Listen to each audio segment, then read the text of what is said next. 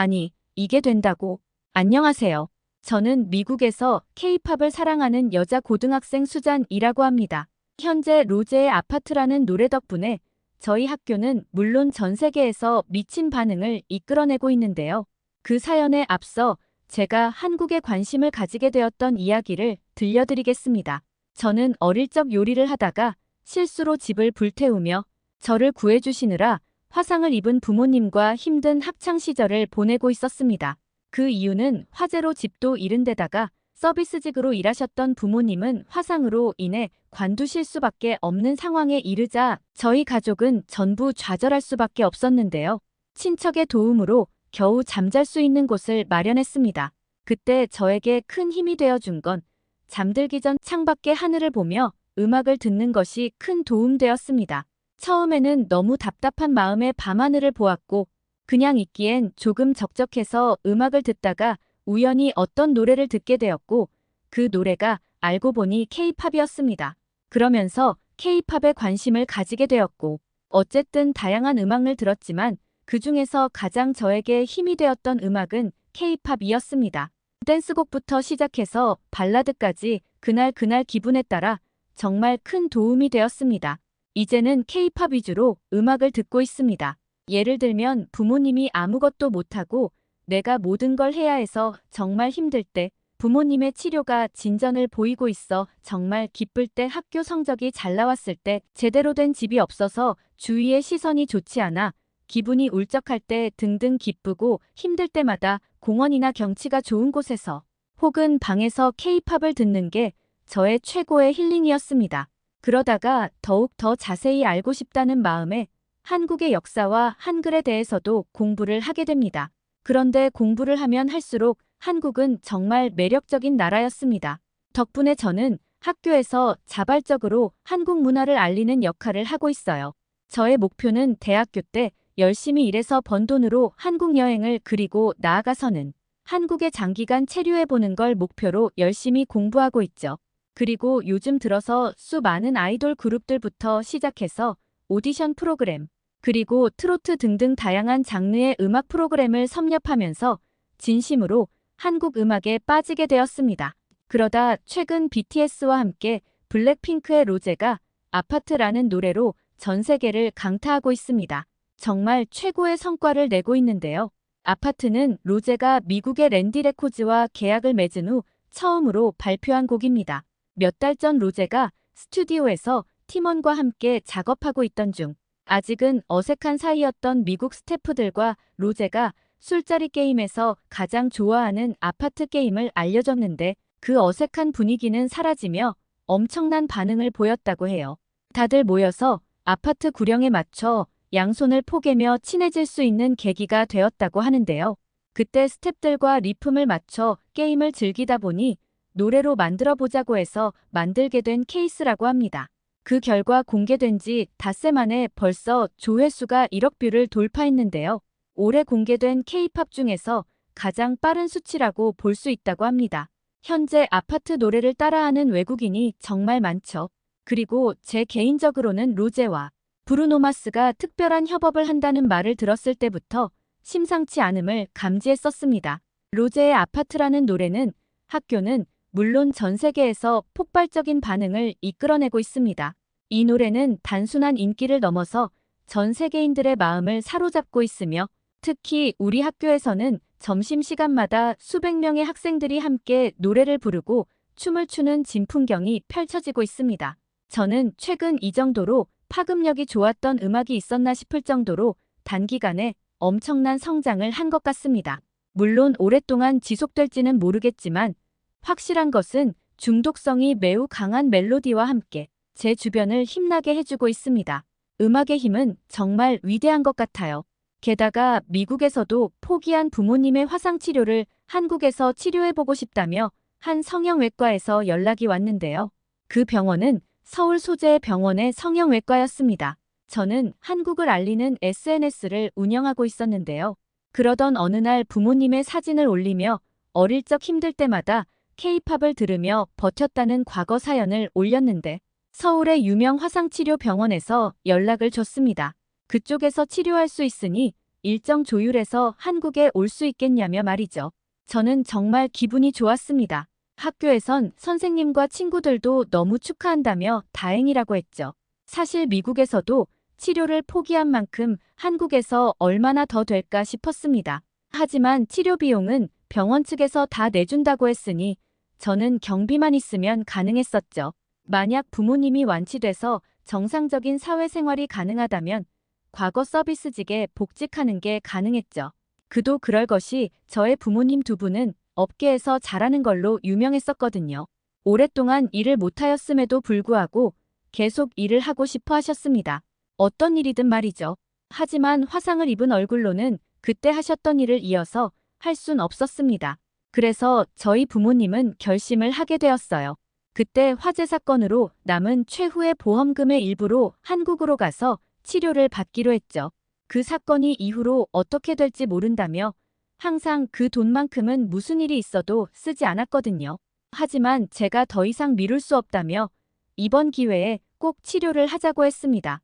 그 보험금 덕분에 우리는 한국에 갈 수 있게 되었습니다. 만약 한국에서도 치료를 받지 못한다면 앞으로 더 발전된 치료 방법이 나올 때까지 기다리는 수밖에 없겠죠. 그렇게 우리는 한국으로 갈 준비를 했습니다. 장기간 치료를 해야 했기에 철저히 준비를 해야 했죠. 친구들과도 한 학기 정도는 못 볼 듯하여 인사를 하고 저 또한 한국으로 갈 준비를 마쳤습니다. 마침내 가족은 한국행 비행기에 몸을 실었습니다. 인천국제공항으로 향하는 비행기 안에서 부모님은 긴장된 표정을 감추지 못하셨어요. 하지만 뭔가 불편해 보였는지 한국 승무원분이 오셔서 계속해서 부모님의 컨디션을 여쭤봤죠. 괜찮다는 부모님의 답변과 더불어서 제가 한국에 수술을 하러 간다고 많이 긴장하신 것 같다고 하자 승무원분이 더욱 더 잘 챙겨주셨었습니다. 수술이 잘 되기를 기원해 주시며 13시간의 비행 끝에 도착한 인천국제공항은 깔끔하고 현대적인 시설로 가족의 눈길을 사로잡았죠. 정말 깜짝 놀랐습니다. 물론 저는 한국의 발전을 익히 공부해서 알고 있지만 실제로 보니 정말 대단한 발전이었어요. 대부분 영어로 표지판에 다 표시되어 있고 대부분의 안내원이 영어가 능숙해서 정말 편하게 이동했었습니다. 게다가 청소하시는 분들조차 기본적인 영어가 되어서 방향 정도는 충분히 안내해 주셨죠. 우리 가족은 빠르게 짐을 챙기고 공항에서 서울로 향하는 리무진 버스에 탑승했습니다. 이동하면서 바라본 도시의 풍경은 마치 미래 도시를 보는 듯 했습니다. 정말 엄청난 발전을 이루었는 흔적을 보았는데요. 그러면서도 자연과 타협하여 최대한 해치지 않으면서 발전하는 모습을 느낄 수 있었어요. 우리 가족은 바로 성동구에 있는 대학병원으로 향했습니다. 거기서 저와 연락했던 담당자분을 만나며 진료를 보았죠. 원래대로라면 몇 달은 걸렸겠지만 미리 약속을 한 덕분인지 약간의 대기 시간 후에 바로 볼 수 있었습니다. 드디어 긴장되던 첫 진료였습니다. 그때 담당 의료진들은 영어로 능숙하게 의사소통하며 부모님의 상태를 꼼꼼히 확인했었죠. 사진상으로 대략 어느 정도인지 확인은 했었지만 실제로 보시곤 생각보다 힘들지만 가능할 것 같다는 안도의 말과 더불어서 정확하게 검진해보자고 하셨어요. 의료진은 첨단 3D 스캐닝 장비로 화상 부위를 정밀하게 분석한 후 의료진은 맞춤형 치료 계획을 제시했답니다. 치료 계획은 크게 3단계로 이루어졌어요. 첫 번째는 최신 레이저 치료를 통해 화상 흉터 조직을 제거하는 것이었습니다. 두 번째는 줄기세포 재생술을 활용해 새로운 피부 조직을 생성하는 단계였죠. 마지막으로는 한방 치료를 병행해 전반적인 피부 재생을 돕는 과정이었습니다. 의료진은 이런 통합적인 접근이 최상의 결과를 가져올 것이라 확신했어요. 정말 다행이었죠. 다만 미국에서의 치료가 조금 아쉽다는 말을 했었습니다. 물론 비용이나 기타 다른 여건 때문에 생겼을 문제라고 했지만 조금 더 빨리 왔다면 하는 아쉬움 섞인 말은 해주셨지만 지금도 늦진 않았다고 해주셨죠.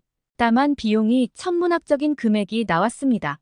몇 달은 치료를 받아야 했기에 상상 이상의 치료를 해야 했었죠. 하지만 이미 말했듯 치료에 관련된 금액은 0원이었습니다. 사정을 봐주셔서 숙소 문제도 해결해 주셨죠. 저는 이 은혜를 어떻게 해서든 꼭 갚겠다고 생각했습니다. 정말 부모님이 정상적으로 돌아온다면 제가 할 수 있는 건 다 해야겠다고 생각했죠. 입원 수속을 마치고 첫 날밤이 지나가고 있었습니다. 한편으론 이런 기회를 만들어준 부모님과 저는 정말 감사했죠. 우연히 SNS에 올린 영상과 사진이 병원 담당자의 눈에 띄어서 최소한의 금액으로 진행할 수 있어서 너무 좋았습니다. 제 마음 한편의 죄책감을 덜 수 있었던 날이었죠. 그렇게 부모님과 많은 이야기를 하며 울고 웃으며 한국에서의 첫 날밤이 지나갔습니다. 드디어 부모님의 본격적인 치료가 시작되었습니다. 첫 달의 치료는 매우 집중적으로 진행되었습니다. 매주 3회의 레이저 시술과 함께 줄기세포 주입이 이루어졌죠. 치료 과정은 결코 쉽지 않았지만 의료진의 전문성과 섬세한 케어 덕분에 부모님은 점차 적응해 나가셨어요. 게다가 화상으로 인해 정신적인 치료도 같이 필요해서 병행으로 진료와 상담을 받았어요. 특히 담당 간호사들의 따뜻한 보살핌은 치료 과정에서 큰 힘이 되었습니다. 그리고 저는 딱히 할 일이 없었기에 부모님께 말한 후 혼자 한국을 구경하는 계획을 세웠습니다. 물론 치료 중간중간 병원 근처의 맛집들을 탐방하며 한국의 맛을 경험했답니다. 부모님께는 죄송했지만 저는 한국 음식이 너무 궁금해서 바로 주변 맛집을 알아봤습니다. 우선 한국에 왔으면 가장 먼저 삼겹살을 먹어야겠다는 생각을 했어요. 물론 혼자 먹는 게 조금 두렵긴 했지만 못 먹고 간다면 그게 더 아쉬울 게 뻔했습니다. 그렇게 병원 근처 도보로 이동 가능한 삼겹살 맛집을 찾았고 저는 그곳으로 향했어요. 다행히 그 삼겹살집은 저 혼자라 그런지 기다림 없이 자리 안내를 받을 수 있었고 친절한 직원은 바로 세팅과 혼자 먹을 수 있을 만큼의 삼겹살과 대표 메뉴를 추천해 주었어요. 저는 직원이 추천해주는 음식을 주문을 하고 기다렸죠. 잠시 후 삼겹살과 반찬들이 세팅되었고 먹는 방법을 모른다고 하자 직원분께서 도움을 주셨습니다. 삼겹살이 불판에 지글지글 구워지는 소리가 식욕을 자극했어요. 그리고 직원분이 다 구워졌다며 쌈에 싸서 한번 먹어보라고 했죠. 저는 직원이 알려주는 대로 상추에 고기와 파절이 쌈장과 더불어서 직접 담근 김치를 넣어서 먹어봤습니다. 입에 넣으니 유튜브에서 보고 듣던 맛과는 전혀 달랐죠. 정말 태어나서 처음 겪어보는 맛이었습니다. 이걸 못 먹고 미국으로 갔다면 평생 후회할 것 같은 맛이었죠. 부드러운 돼지고기와 더불어서 김치와 쌈장의 매콤 달콤한 맛과 파절이의 짭짤, 달콤한 맛이 쌈에 어우러져 태어나서 처음 먹어보는 맛이었습니다. 물론 조금 맵긴 했지만 정말 맛있었죠. 이걸 먹으며 저는 꼭 부모님이 치료가 끝나고 정상적인 음식을 먹을 수 있는 시기가 오면 꼭 먹고 미국으로 돌아가야겠다고 다짐했습니다. 후식으로 나오는 된장찌개마저 정말 맛있었죠. 유튜브에서 듣던 대로 냄새가 좀 특이하긴 했지만 정말 중독성 있는 맛이었습니다. 그렇게 저는 한국에서의 첫 삼겹살 데뷔전을 치르고 행복하게 병원으로 돌아갔습니다. 한편으론 걱정도 되었죠. 부모님은 화상치료로 힘드실 텐데 저 혼자 이렇게 맛있는 음식을 먹으며 행복을 누려도 될까 하고 말이죠. 저는 꼭 부모님이 치료가 끝나면 한국을 즐기고 미국으로 돌아갈 수 있게 준비해야겠다고 했습니다. 그렇게 시간이 흐르고 대략 두 번째 달에 접어들면서 부모님의 얼굴에 뚜렷한 변화가 나타나기 시작했어요. 거친 흉터들이 점차 부드러워졌고 새살이 돋아나는 모습이 확연했습니다. 의료진들도 예상보다 빠른 회복 속도에 놀라워했죠. 특히 줄기세포 치료의 효과가 두드러져 많은 의료진들이 이 사례를 주목했다고 합니다. 게다가 화상 입으며 정신적으로 상처를 많이 받았던 부모님의 상태도 정말 좋아지셨습니다. 저에겐 말하지 않으셨지만 의사분의 말로는 정신적으로 많이 약해진 상태라고 했었어요.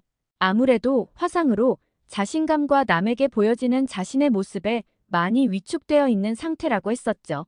이제는 정신적으로도 정말 많이 좋아지셔서 화상만 치료 끝난다면 무난하게 미국으로 돌아가서 복직이 가능해 보이셨습니다. 게다가 한방치료는 한국에서 처음 받아보았는데 화상을 비롯해 평소 직업 때문에 이동이 많으셔서 무릎 관절이 안 좋으셨는데 그 부분까지 봐주셔서 정말 많이 상태가 좋아지셨습니다. 이제는 조금씩 산책이 가능한 상태가 되셨어요. 인근 공원에서 가벼운 산책이 가능했죠. 저녁이면 가족은 근처 한강공원을 산책했어요. 하지만 혹시 모를 피부 트러블이나 세균 문제로 멀리 가거나 음식 섭취는 좀 두려움이 있었습니다. 하지만 병원 옥상 혹은 근처에만 둘러보아도 부모님은 만족하셨어요. 또 시간이 지나고 3개월째에 접어들자 부모님의 얼굴은 거의 정상에 가깝게 회복되었습니다. 거울을 보며 미소 짓는 부모님의 모습에 가족 모두가 눈시울을 붉혔어요. 의료진들은 이런 성공적인 회복이 한국의 앞선 의료기술과 부모님의 강한 의지가 만들어낸 결과라고 설명했죠. 마지막 검진을 마친 날, 병원에서는 작은 축하 파티를 열어주었습니다. 의료진들과 함께 찍은 기념사진은 이제 소중한 추억으로 남게 되었어요. 부모님은 다시 일상으로 돌아갈 수 있다는 희망에 설레셨고, 한국의 의료진들에게 깊은 감사의 마음을 전했답니다. 그리고 훗날이지만 이 사연은 제 SNS에서 엄청난 화제를 낳게 되었죠. 오랜 기간 동안 치료를 받으며 부모님은 때론 지치기도 하셨지만 하루가 다르게 치료되고 있는 모습을 보며 자신감을 되찾으셨습니다.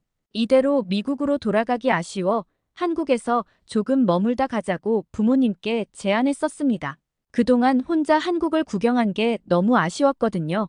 부모님도 이대로 가기 너무 아쉽다며 서울을 구경하자고 했습니다. 혹시 모르니 병원에도 검진받고 좀 더 완벽한 치료를 위해 한방진료도 받아야 했거든요. 그렇게 부모님은 너무 자극적인 것만 아니면 음식을 먹어도 된다고 하셔서 바로 삼겹살을 먹으러 가자고 했습니다. 부모님도 너무 궁금해 하셨거든요. 제가 너무 맛있다고 꼭 먹으러 가자고 몇 번이나 말했는 덕분인지 꼭 먹고 가자고 하실 정도였죠. 드디어 부모님과 제가 처음 갔었던 병원 인근의 삼겹살집으로 향했습니다. 거기서 제 사연을 알고 있던 사장님은 정말 축하한다는 말과 더불어서 삼겹살과 음료를 서비스로 주기도 하셨죠. 하지만 저희 가족은 감사하다는 말과 더불어서 사장님의 만류에도 불구하고 결제를 하고 나왔습니다. 왜냐면 저희 부모님께서 저와 같은 반응을 보이셨거든요. 솔직히 맛이 없었다면 일부만 계산하고 갈 생각이었지만 너무 맛있는 나머지 이건 무조건 결제를 해야겠다고 생각하셔서 결제를 하셨죠. 게다가 사장님이 직접 소주와 맥주를 말아서 황금 비율로 소맥을 제조해 주셔서 드셨죠. 술을 좋아하셨던 아버지는 치료 때문에 못 먹다가 정말 오래간만에 먹은 나머지 삼겹살 쌈과 더불어서 술을 정말 맛있게 드셨습니다. 지금도 말씀하시죠. 그때 먹은 술이 태어나서 먹은 술 중에 가장 맛있었던 순간 베스트 5 안에 들어간다고 말이죠. 그렇게 우리 가족은 한국 명소를 둘러보았습니다. 경복궁, 남산타워, 한옥마을 등등 수 많은 명소와 맛있는 음식을 먹었었죠. 더불어 기차를 타고 부산과 더불어서 제주도까지 여행했답니다. 제주도 이야기는 다음에 기회되면 풀고 싶어요. 거긴 생각보다 정말 좋았습니다. 테마파크들이 정말 많았어요. 한국의 또 다른 아름다움을 느낄 수 있었습니다. 단언컨대 하와이보다 훨씬 좋았어요. 그땐 정말 한국인이 부러웠습니다. 세계 정상급의 의료, 복지와 더불어서 볼거리 넘치는 관광지까지 정말 완벽했습니다. 우리 가족은 1, 2주 정도 더 머물고 갈 예정이었지만 한 달 이상 한국에 머물게 되었어요. 정말 많은 곳을 둘러보며 부모님은 화상으로부터 자유로워지셨고 이제는 미국에서 새 출발하기만을 기다리고 있었습니다. 귀국을 하루 앞두고 가족은 마지막으로 의료진을 만나며 이제는 미국으로 돌아간다며 의사분과 간호사분들을 만나며 인사를 나눴죠. 정말 감사하다는 말과 더불어서 다음에 또 한국에 오면 들른다고 약속했죠. 의료진분들도 정말 고생 많으셨다고 다음에 한국에 오면 꼭 오라는 말을 해주었어요. 그렇게 우리는 한국에서의 마지막을 보냈고 미국으로 돌아가는 비행기 안에서 가족은 깊은 감회에 젖었답니다. 이번 여정은 단순한 치료 여행이 아닌 새로운 희망과 시작을 알리는 전환점이 되었음을 실감했어요. 부모님은 곧 예전처럼 일상으로 돌아갈 수 있게 되었고 한국의 발전된 의료 기술과 따뜻한 문화는 가족에게 평생 잊지 못할 추억으로 남게 되었답니다. 치료를 무사히 마치고 돌아온 지금 부모님은 다시 일을 시작하셨어요. 그전 직장에서 다시 불러주었죠. 처음엔 좀 어색했지만 지금은 예전의 자신감을 되찾은 부모님의 모습에서 우리 가족의 새로운 시작을 느낄 수 있었죠. 한국에서의 3개월은 우리 가족에게 제2의 인생을 선물해준 소중한 시간이었습니다. 저의 이야기는 여기까지입니다. 이번 화가 반응이 좋다면 제주도에서의 사연을 들려드리겠습니다. 다시 한번 제가 힘든 시기를 이겨낼 수 있었던 한국, K-팝 더 나아가서 부모님 화상치료까지 다시 한번 감사의 말씀을 전하며 제 이야기는 다음에 기회가 되면 또 들려드리겠습니다. 감사합니다. 어떠셨나요? 여기까지 한국을 사랑한 미국 고생학생 수잔의 사연이었습니다. 여러분의 생각을 댓글로 적어주세요. 좋아요와 구독은 저에게 큰 힘이 됩니다. 이어서 다음 사연입니다. 와, 여긴 진짜 천국이야. 여기는 한국의 어느 산부인과 미모의 미국 여성이 깜짝 놀라고 있는 모습을 보이는데요. 과연 그녀에게 무슨 일이 벌어진 걸까요? 사연 시작하겠습니다. 안녕하세요. 저는 미국에 사는 30대 여성 엠마라고 합니다. 저는 미국에서 흔히 아이비리그 대학 중 하나인 예일 대학교를 다니면서 학창 시절부터 세계를 누비는 기자 되고 싶었고 결국 저는 CNN 기자가 되는 꿈을 이루었습니다. 저의 이야기는 어릴 적부터 시작됩니다. 어릴 적 아버지는 군인이셨습니다. 사실 군인인 것도 나중에 알았습니다. 그 이유는 정확히는 모르지만 특수부대 비슷한 것 같았죠. 신분이 노출되면 안 되는 군인이었습니다. 그러다 한국으로 파견을 갔고 거기서 어떠한 작전을 하다가 크게 팔과 다리를 크게 다쳐서 더 이상 군 생활은 못하게 되겠다는 판단을 하며 아쉽지만 명예 전역을 하는 선택을 합니다. 물론 그때 한국에서 장기간 재활 치료를 받았는데 담당해주는 재활치료사분과 친하게 지내게 되었고 결국 그분은 저희 어머니가 되셨죠. 그리고 연애 끝에 어머니는 미국으로 오시게 됩니다. 그리고 저를 낳으셨죠. 그렇게 저는 한국인 어머니와 미국인 아버지 사이에서 크게 되었습니다. 덕분에 학창시절 괴롭힘을 많이 당했습니다. 동양인의 얼굴을 가졌지만 서양인의 체격을 가진 저는 친구들 사이에서 늘 이방인 취급을 받았습니다.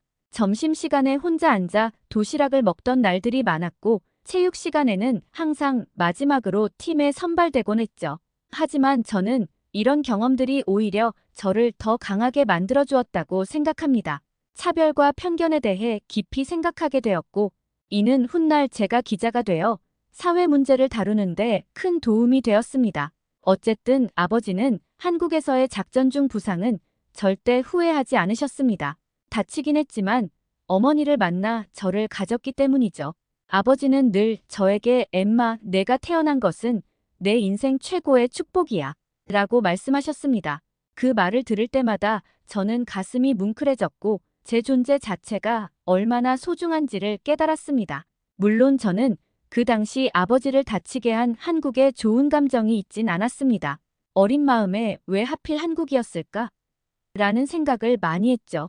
하지만 시간이 지나면서 제 생각은 조금씩 바뀌기 시작했습니다. 한국은 아버지에게 상처를 준 곳이기도 했지만 동시에 제 부모님을 만나게 해준 인연의 장소이기도 했으니까요.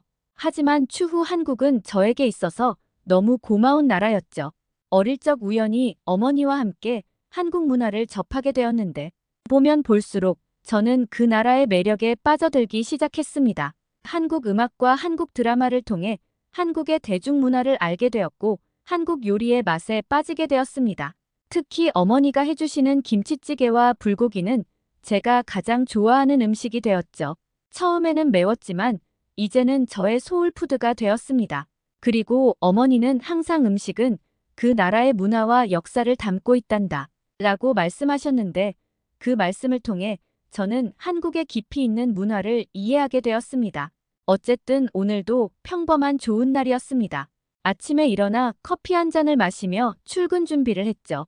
그리고 늘 그랬듯이 사람이 많은 지하철을 타고 직장으로 향했습니다. 출근함과 동시에 분위기는 어수선했습니다. 사무실에 들어서자마자 동료들이 분주하게 움직이는 모습이 눈에 띄었죠.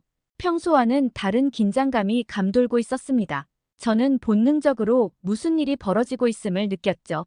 잠시 후 그 이유를 알게 되었습니다. 저희 팀에서 해외 취재를 가게 되었고 해당 도시는 한국이었습니다. 게다가 대부분의 동료들이 한국으로는 취재하러 가기 싫어했죠. 아무래도 비행기도 오랫동안 타야 하고 최근 K-팝이나 드라마로 유명했다고 하지만 그렇다고 해서 일하러 갈 정도는 아니었죠. 그래서 대부분의 동료들은 한국으로의 출장을 기피했습니다. 그리고 이번 주제는 한국이 의료, 성형, 출산 등등 한국에서 의료, 출산 관광하러 온다는 사람들이 많다는 소식에 취재를 가게 되었다는 것이었죠. 대부분의 동료들이 좋은 실적을 올리기 힘들 거라는 판단도 했는 것 같습니다. 어쨌든 저는 이 소식을 듣는 순간 제 심장은 빠르게 뛰기 시작했습니다. 실적을 다 떠나서 어릴 적 아버지와 어머니가 만난 한국이라는 도시에 가게 되어서 너무 기뻤습니다. 이 사실을 바로 부모님께 알렸죠. 그랬더니 정말 잘 되었다며 이번 기회에 한국에서 재밌게 놀다 오라는 말과 더불어서 몇몇 가볼 만한 곳을 추천해 주셨죠. 저는 제2의 고향인 한국에 가본 기억이 없습니다. 어릴 적엔 가본 적이 있다는데 그 이후에는 학창시절 학업에 전념하느라 시간이 없었거든요.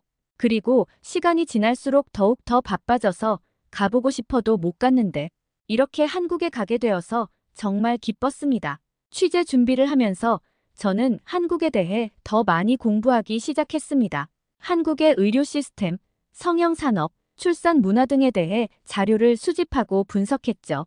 놀랍게도 한국은 이 분야에서 세계적인 수준을 자랑하고 있었습니다. 특히 산후조리원 문화는 제 눈을 크게 뜨게 만들었습니다. 출산 후 엄마와 아기를 전문적으로 돌봐주는 시스템이 있다니 눈으로 보기 전까지는 정말 혁신적이라고 생각했죠. 취재 준비를 하면서 저는 점점 더 한국에 대한 기대감이 커졌습니다. 단순히 일로 가는 것이 아니라 어릴 적부터 궁금했던 부모님의 흔적, 어머니의 영향으로 어릴 적부터 겪어온 한국 문화들, 다른 나라 출장보다 훨씬 기대감이 컸습니다.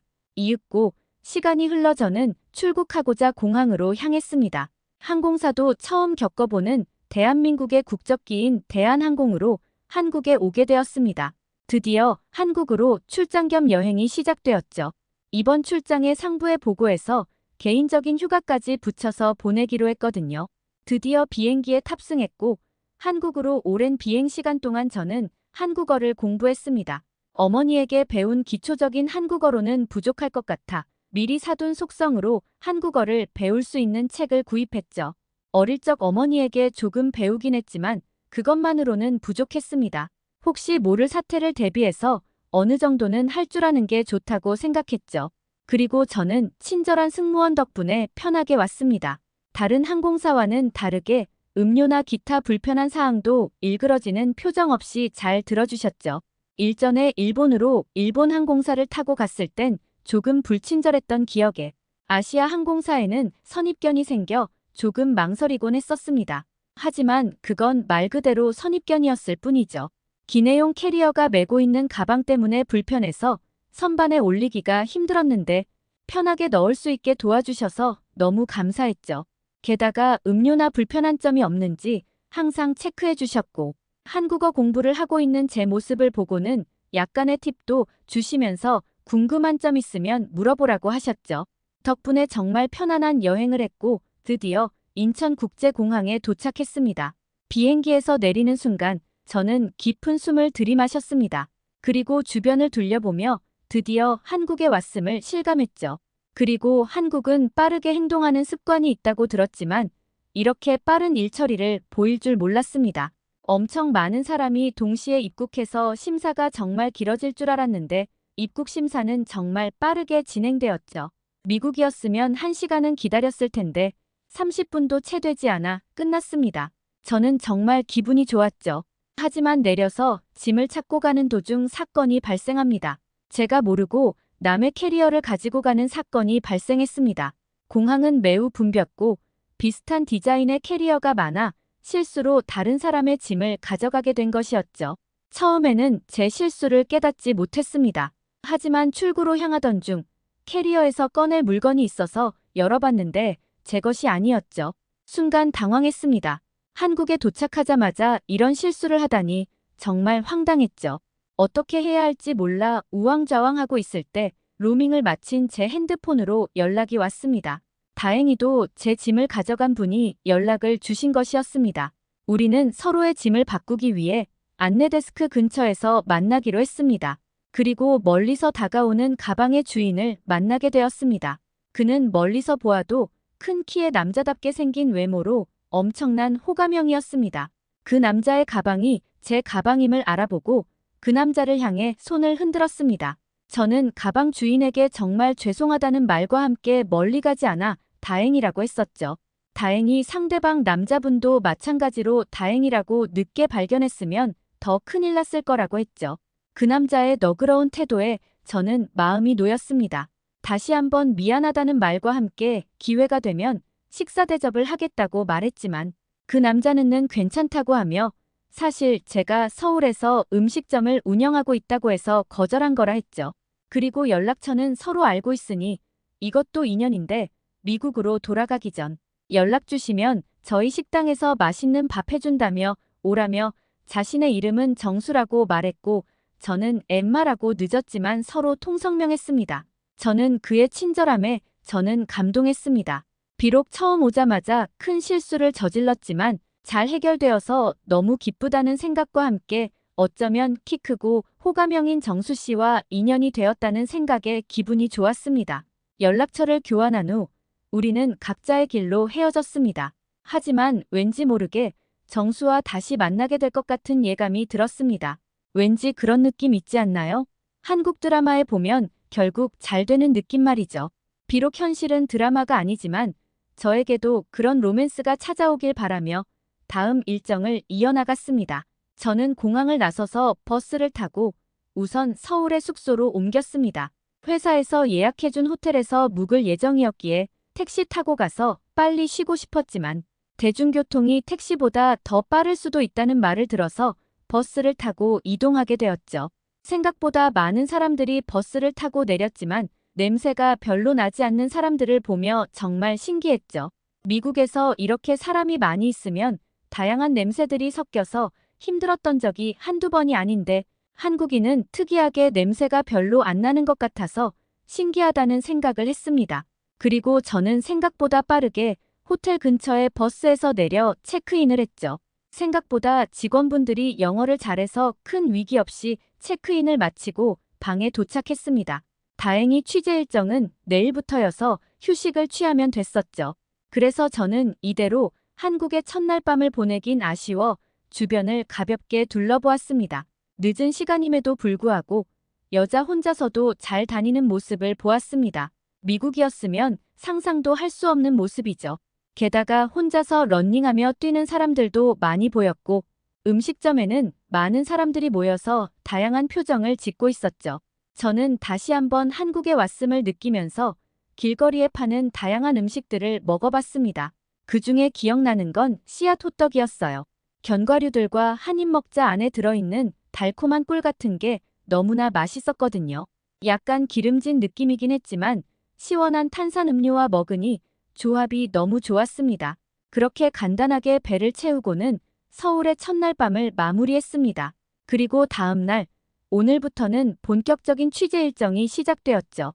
저는 우선 성형외과부터 둘러보고 싶어서 지하철을 타고 강남역으로 향했습니다.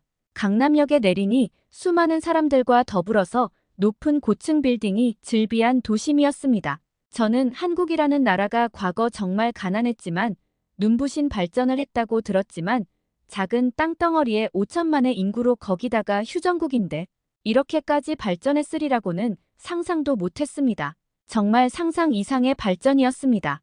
그리고 본격적인 산부인과와 산후조리원 취재가 시작되었습니다. 다행히 두세 군데 병원과 산후조리원의 양해를 구해서 일정을 잡을 수 있었죠. 미리 섭외된 병원으로 향했고 대표 원장님과 그리고 몇몇 임산부분들, 길거리의 다양한 시민들과 취재 일정을 잡았죠. 저는 병원에 가서 깜짝 놀랐습니다. 정말 넓은 규모의 병원, 깔끔한 내부, 많은 산모님들이 진료를 대기하고 있었습니다. 대표 원장님과 인터뷰에서 많은 이야기를 들었습니다.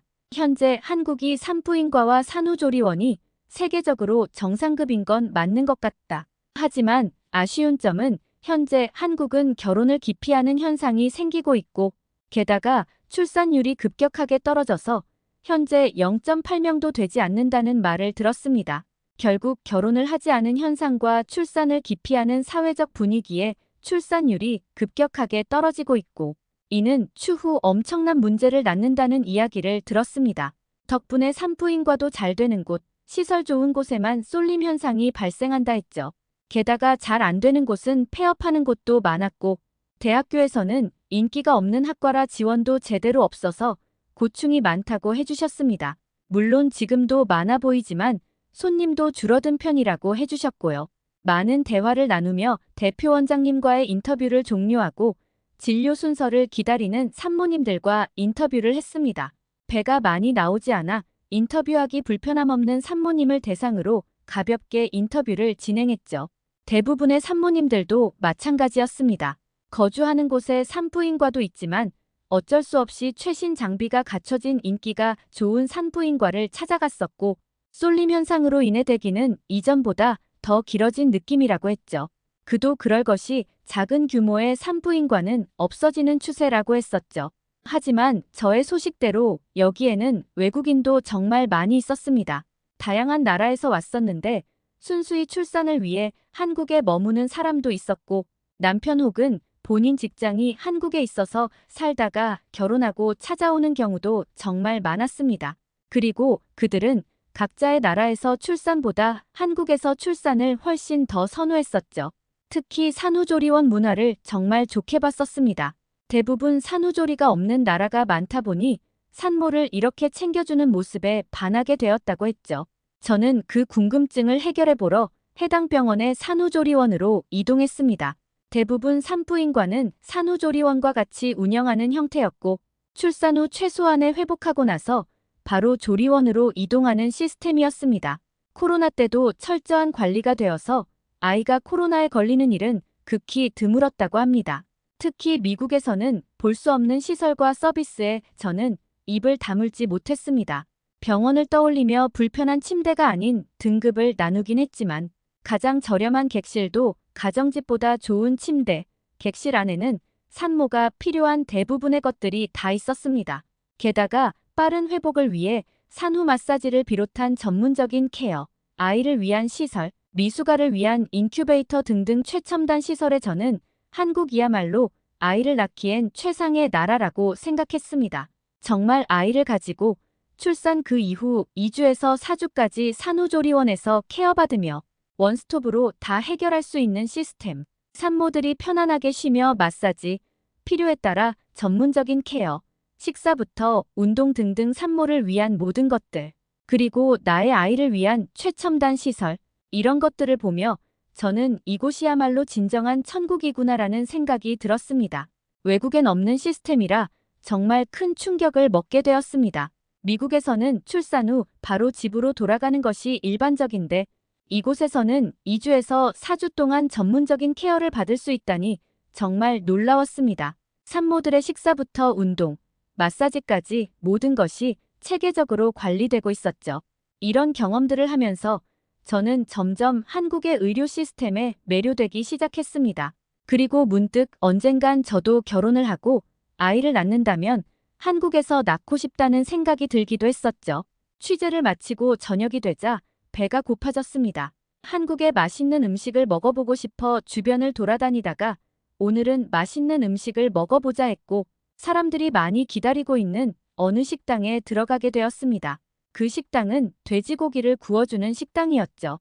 그리고 대기를 30분 정도 해야 함에도 불구하고 저는 사람들이 이렇게 기다리는 데는 이유가 있다는 생각에 기다리게 되었습니다. 그러다가 기다림 끝에 입장하게 되었는데 놀랍게도 낯익은 모습을 보게 되었습니다. 그는 바로 공항에서 제 캐리어와 바뀌었던 상대방인 정수가 보였습니다. 저는 정수 씨를 보며 반갑게 인사를 했죠. 정수 씨는 저를 보고 반갑게 맞아주었습니다. 여기서 만나다니 정말 반갑다는 말과 더불어서 안 그래도 연락 한번 드리려고 했는데 이렇게 만나게 되어서 다시 한번 정말 반갑다고 했습니다. 정수는 친절하게 자리를 안내해 주었고 이 식당의 대표 메뉴를 추천해 주었습니다. 저는 추천 음식을 주문했고 정수 씨는 바빴지만 중간중간 여유가 있을 때 혼자 있는 저의 테이블로 다가와서 많은 이야기를 나눴죠. 한국에는 어떻게 오게 되었는지, 이 식당에는 어떻게 오게 되었는지 등등 정말 많은 이야기를 나누었습니다. 반대로 저는 정수 씨에게 왜 미국에서 오게 되었는지 등등 많은 질문을 하며 우리는 친해진 계기가 되었습니다. 정수 씨가 운영하는 고깃집에 대해서 이야기해 주었고 저는 기자가 된 이야기를 해주었죠. 우리는 서로의 문화와 경험을 이야기하며 시간 가는 줄 모르고 대화를 나누었습니다.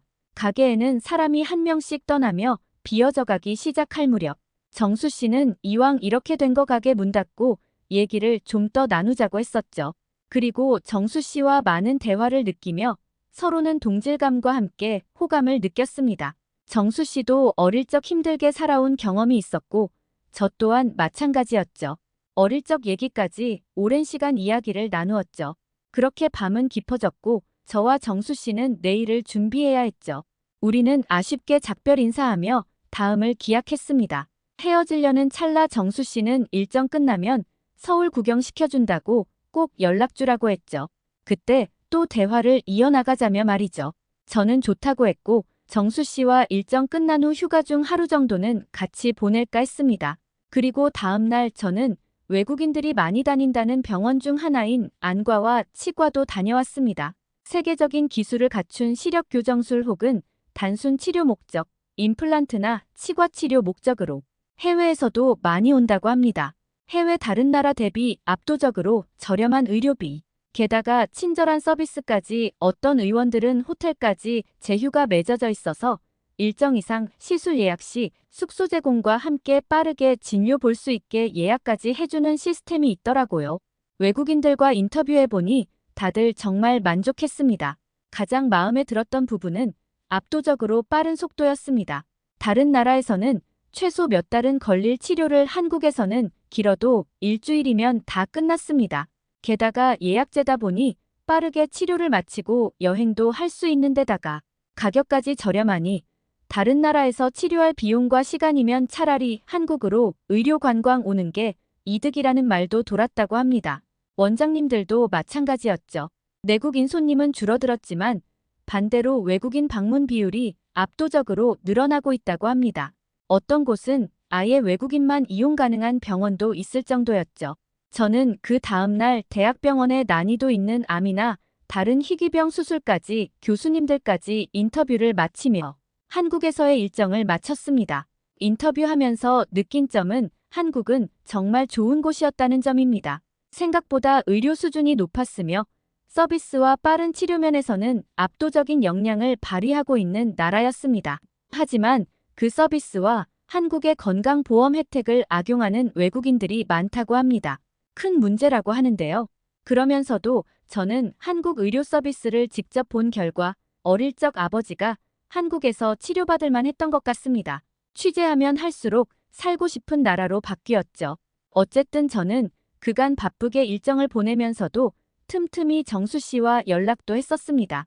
그리고 저는 한국에서의 일정을 다 마쳤고 정수 씨와 서울 구경하는 일정을 잡았죠. 그 다음날 아침 정수 씨와 만나 서울 구경을 시작했습니다. 우리는 경복궁, 남산타워, 인사동 등 서울의 주요 명소들을 둘러보았죠. 정수의 간단한 설명을 들으며 한국의 역사와 문화에 대해 더 깊이 이해할 수 있었습니다. 특히 한옥마을에서 어릴 적 보고 들었던 전통 한복을 입어보는 경험은 정말 특별했습니다. 생각보다 편했고 정말 아름다웠습니다. 하루 종일 서울을 둘러본 후 저는 정수에게 진심으로 감사의 마음을 전했습니다. 정말 감사하다는 마음과 함께 마지막 장소는 정수 씨의 음식점에서 맛있는 고기를 먹으며 우리의 마지막 날을 마무리했었죠. 하지만 우리는 첫 만남부터 서로에게 특별한 감정이 싹트고 있음을 말로 하지 않았지만 느꼈습니다. 그렇지 않았다면 우리는 서로 이렇게 만날 리가 없었을 테니 말이죠. 그렇게 우리는 마지막 날을 보내며 다음에 꼭 만나길 기대했습니다. 저는 그렇게 한국에서의 일정을 마무리하고 미국으로 돌아가 다시 일상으로 돌아갔습니다. 그리고 한국에서의 취재를 정리해서 기사화한 결과 말 그대로 대박이 나서 팀장님에게 엄청난 칭찬을 받았죠. 그리고 이사님에게 호출받아 이사님 사무실로 가게 되었죠. 거기서 이사님은 또 다른 제안을 해주셨는데요. 아쉽지만 저의 이야기는 여기까지입니다. 뒤에 이어질 놀라운 정수 씨와의 이야기는 이번 화가 반응이 좋아 댓글에서 다음 화를 많이 요구한다면 들려드리겠습니다. 여기까지 엠마 기자의 의료 관광 사연이었습니다. 여러분의 생각을 댓글로 적어주세요. 좋아요와 구독은 저에게 큰 힘이 됩니다. 오늘도 감동 가득한 하루 되세요. 세계 감동 실화였습니다.